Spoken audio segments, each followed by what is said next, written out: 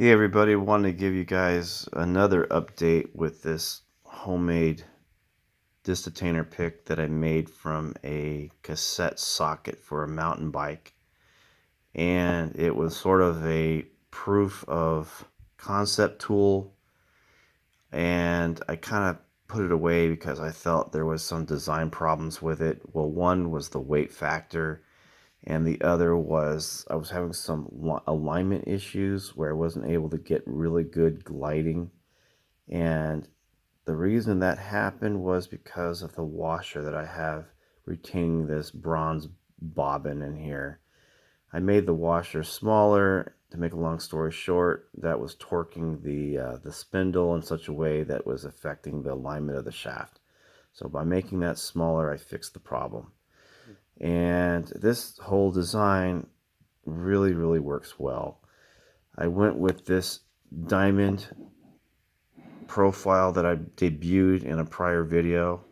I like this because it grabs onto disc a lot faster. You're able to locate them quickly and interact with them a lot faster. I was really cynical in the beginning about this diamond profile. I thought, what? How's that going to fit in between disc? And it won't work every time, guys. So there's going to be some situations where you have some really deep cuts against some neighboring zero cuts. And I think that's where you're going to find this to be challenging. For me, it's challenging just to be able to pick a lock using front disc tensioning when you really need to use rear disc tensioning, because the locks I'm working with, they're really rear disc tensioning locks. And the whole trick of reversing the last disc and using that as your I would call it your torquing disc, and then counter rotating the top disc. That's kind of trick, and having to do that is an art form in itself. And it only works assuming you have everything set correctly.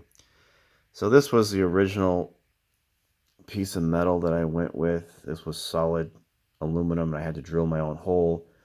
And recently I got in the mail some factory made 24 millimeter by 6 millimeter on the interior shaft hole, and it really wasn't 6 millimeter, it was more like 5.8, and I had to kind of hand drill it out just by holding the drill bit in a vise and kind of hand cutting it really slowly with some oil, and just to get that extra removed material out of there so my pick shaft would go in correctly. So I also made a new, or I should say another one of these 6 millimeter diameter shafts, and ground this out on my drill press. This one measures 3.30 millimeters in width, and I put in another one of these reducing capillary tubes inside here that goes from, I would say, maybe 2 millimeter down to 1.4. The diamond pick is interesting. It doesn't work every time, but it has worked on a couple of locks for me so far. But I really like the way you're able to find tumblers or disc a lot quicker as opposed to a thinner edge tool.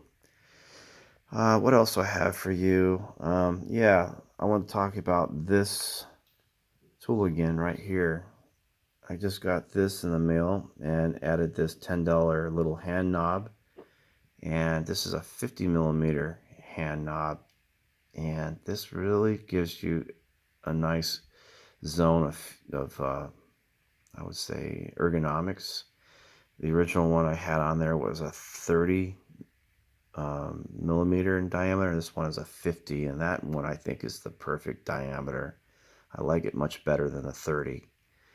And yeah, it works quite nice. This, again, if you remember, is a modification of this twin pack that I got from AliExpress, and it works so much better. And I know some of you are probably canceling your subscription on my channel because you want to see more openings of locks and stuff. I'm just not that good when it comes to disc detainer, guys. I would spend too long, and my videos would be just too boring. But I'm telling you, these things do work, and that's what's important.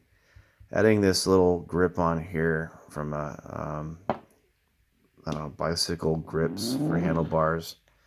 That really made a world of difference because these little notches in here, which may have some unforeseen use between these set screws, these grub screws, and these notches, maybe I can make some sort of decoding kind of graph on here somehow. I don't know. It's not that important. As one tool maker said from the UK, you really don't even use the lines. Everything is just feel anyway. So it's all feel. I think he's right for the most part. Nobody really looks at the lines unless you're talking about some high precision locks, which I'm not working with.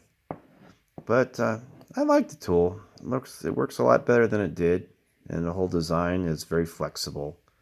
The only negative thing is if you want to adjust the depth of the shaft, you have to take everything apart. It takes about a couple minutes, but the payoff is well worth it.